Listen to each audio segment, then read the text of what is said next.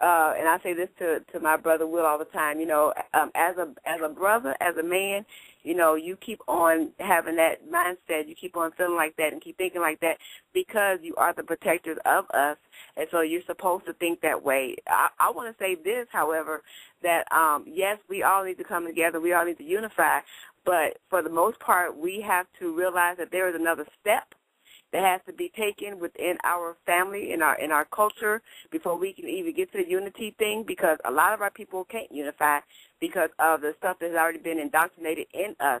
And so we have to kind of clean a lot of that away from us before we can even come together, because when you bring two people together who are they're both damaged, all you're going to do for the most part is produce more damaged stuff or more damaged goods. So there are some who actually can come together. You may get a small group of people who can come together and maybe get on the land and do the farming and all that's good. But as a group, as a massive group of our people waking up and saying, hey, we're going to work together, we got a whole lot of work to do. Because myself personally, I'm definitely going to be careful who I connect myself with. When I'm talking about unity building, I'm talking about nation building, because everybody, even though they might have it in their mind, I want to do this nation building, yes, black power, but then when you get with their asses, all hell breaks loose, destruction happens.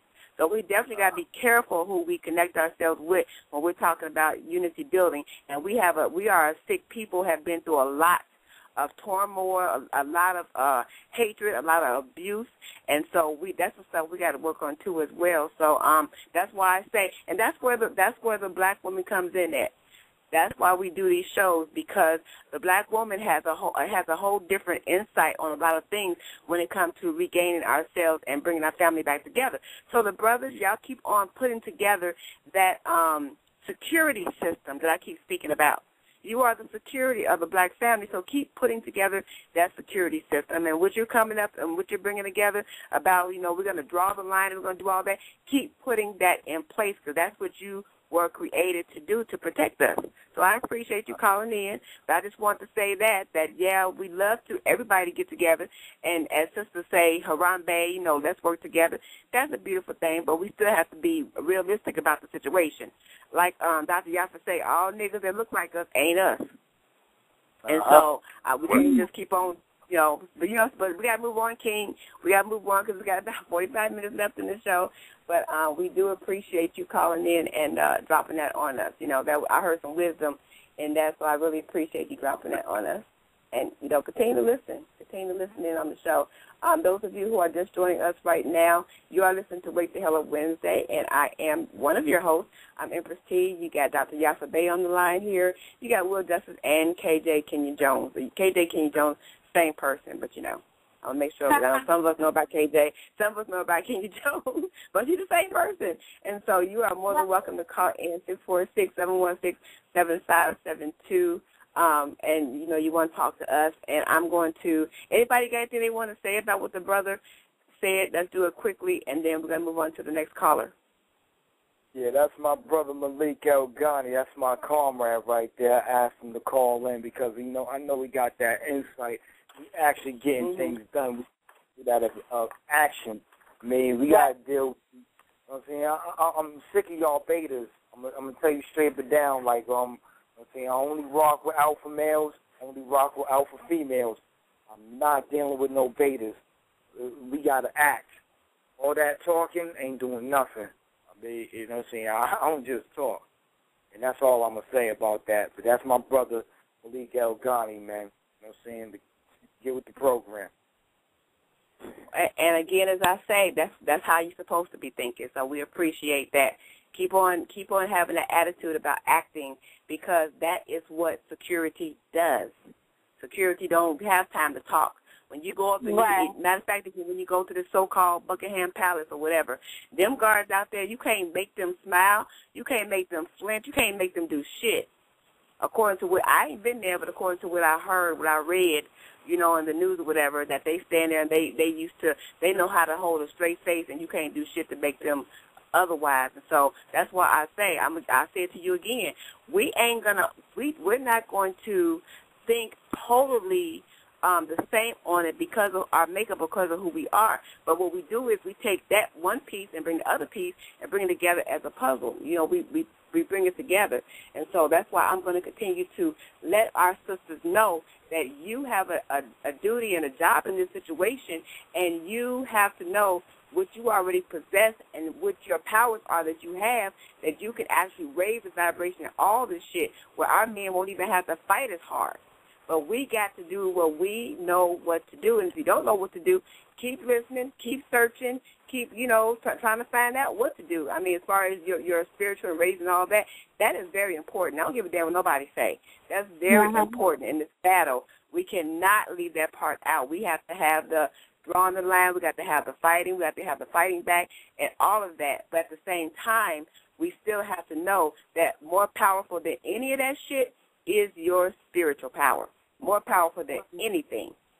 Anything. And if all of us had got on at least one accord to at least strengthen that in us, I'm telling y'all, we can raise some shit so high that we don't even have to even use physical force that much when it comes to these people who have came in and stole from us and taken our shit, And that's the whole thing. It's like we have this arsenal within us that we're standing on the front line. It's like, okay, we're using everything else that we got that's in our little, I've never been in the service, I don't know the lingo, but wherever they keep their weapons and stuff, you got everything in there, but the most important and powerful thing that you have is in your arm, and you not knowing how to use it. You're not knowing how to fire. You're not knowing what to do to take out the opponent. So that's all I'm saying, I had posted something on my wall before that, and I got it from somewhere, but I forgot where I got it from. But the best way to win a war is to defeat your opponent even before y'all step foot on the battlefield. That's powerful. You can defeat their ass before they get on the battlefield. The battle has already started. The battle has been started. We've been in war for a long-ass time, but still, there's others that are still coming to the battle. We got to find a way to get their asses and defeat their asses. Also, I want to say this. I know that that, like I said, people live in apartment buildings and shit like that, and I heard what the brother said about, if you can get a community garden going. Yeah, we got places where you can do community gardens.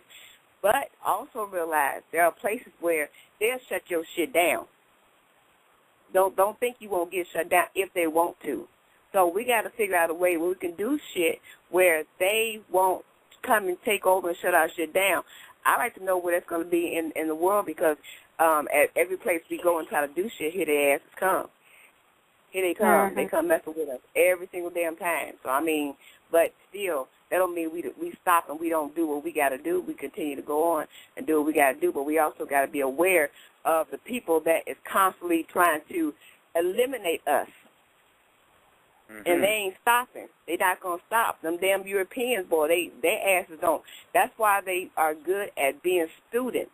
They don't stop until they uncover something. They're gonna dig the hole. They're gonna dig that damn ground for 25 billion years until they are satisfied that they got the answer that they're looking for.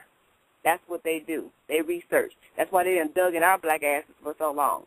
They research. That's why they know more about us than we do. They done cut us open and done did research on our cells and, our melanin and all kinds of shit. That's what they do. So we got to be just as diligent in researching and getting ourselves together and knowing that this is not always a physical fight. We're dealing with something way deeper than physical. So, anyway, I'm done preaching. I'm going to go ahead and take on the next caller, 225, area code 225. Peace and love. You are on Wake the Hell Up Wednesday. Your first name, where you calling from? Hi, this is Richardson calling. I'm from Louisiana. Okay. Hi. Yay, yes, I was, I had a story about the guy that witnessed Emmett Till getting killed. He died, I know, within the last month in Chicago. And the other story,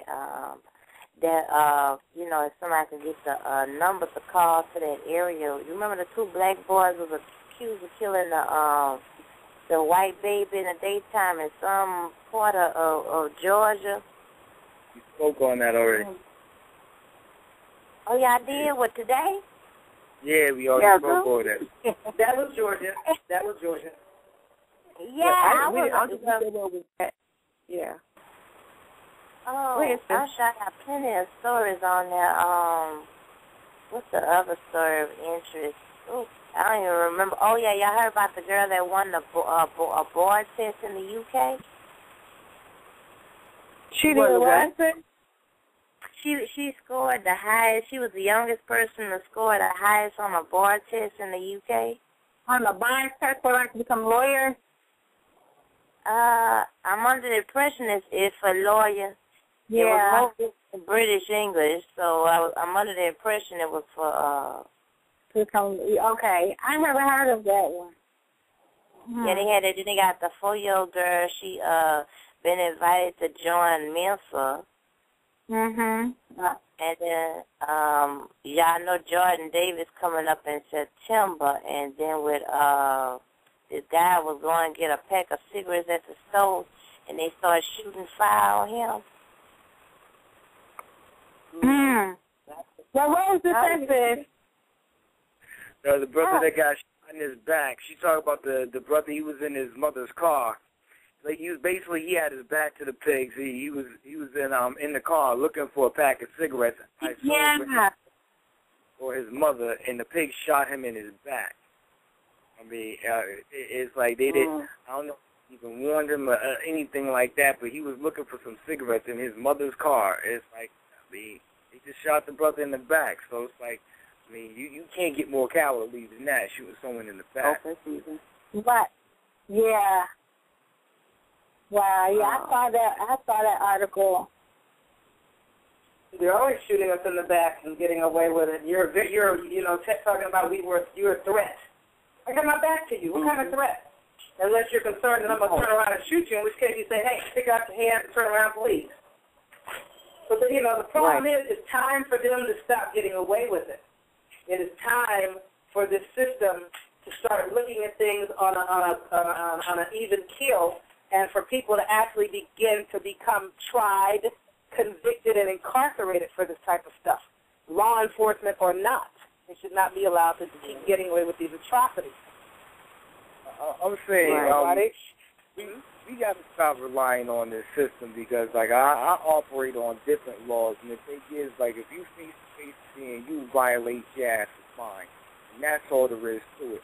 I mean, all this today appealing to the system wasn't made to work for us; it was made to work against us. And Pinky's just starting to wake up to it too. They're like, hold up a second, I thought I had pink privilege. Now they doing the same shit to me. Now they worried. They've been doing this shit to us for years. All this talking about it, it's like, here it is. I mean, we do not have to keep petitioning our enemy. Why am I going to keep petitioning my enemy who sworn to kill me from the day I was, actually even before I was born? He tried to make sure I wasn't even conceived. And even when I was conceived, he sat there and tried to do everything in his power to poison my mother while I was in the womb. And I'm going to appeal to this motherfucker to sit there and have mercy on me? Get the fuck out of here. You know what I'm saying? Right. Yo, it is what it is, man. Something got to give.